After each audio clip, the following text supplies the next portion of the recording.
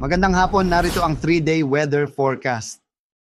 At para naman sa 3-day outlook ng mga key cities ng ating bansa, from Wednesday to Friday dito sa Metro Manila, maging sa buong area po or malaking bahagi pa ng Luzon, kasama na dyan itong Baguio City at Legazpi City, bahagyang maulap hanggang sa maulap pa rin po yung ating kalangitan. Patuloy pa din na magiging mainit at maalinsangan yung ating panahon, kaya hanggat maaari, limitahan pa rin yung ating mga outdoor activities, ugaliin pa rin po natin yung pag-inom ng tubig at huwag kalilimutan yung mga pananggalang natin sa direktang init ng araw. Ngunit pagsapit po ng hapon at gabi, tumataas na yung possibility ng mga biglaang pag-ulan, pagkilat at pagkulog na dulot pa rin ng mga localized thunderstorms. Agwat po ng temperatura sa Metro Manila ay mula 25 to 35 degrees Celsius, sa Baguio City ay 18 to 26 at sa Legazpi City naman ay 26 to 34 degrees Celsius.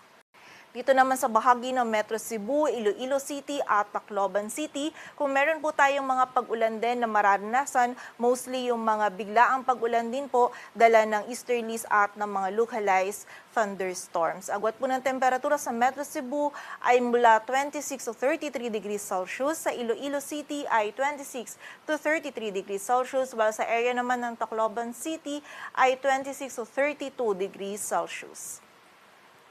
Dito naman po sa area ng Mindanao, partikular na yan sa Zamboanga City, dala po ng southwesterly wind flow from Wednesday to Friday, possible po na maulan pa rin yung panahon dyan sa area na yan. Kaya doble ingat po para sa ating mga kababayan sa banta ng mga pagbaha at pagguho ng lupa. While for the area of Metro Davao naman, by Wednesday, possible pa rin po yung mga scattered na mga pag-ulan, dala ng trough ng low pressure area. Ngunit by Thursday and Friday, kung meron po tayong mga pag-ulan na mararanasan, mostly mga isolated na lamang po, dala ng mga localized thunderstorms. And dito naman sa bahagi ng Cagayan de Oro City, from Wednesday to Friday, bahagyang maulap hanggang sa maulap po yung ating kalangitan. Pagsapit ng hapon at gabi, nandun na po yung mga possibility ng mga biglaang pag-ulan, pagkidlat at pagkulog.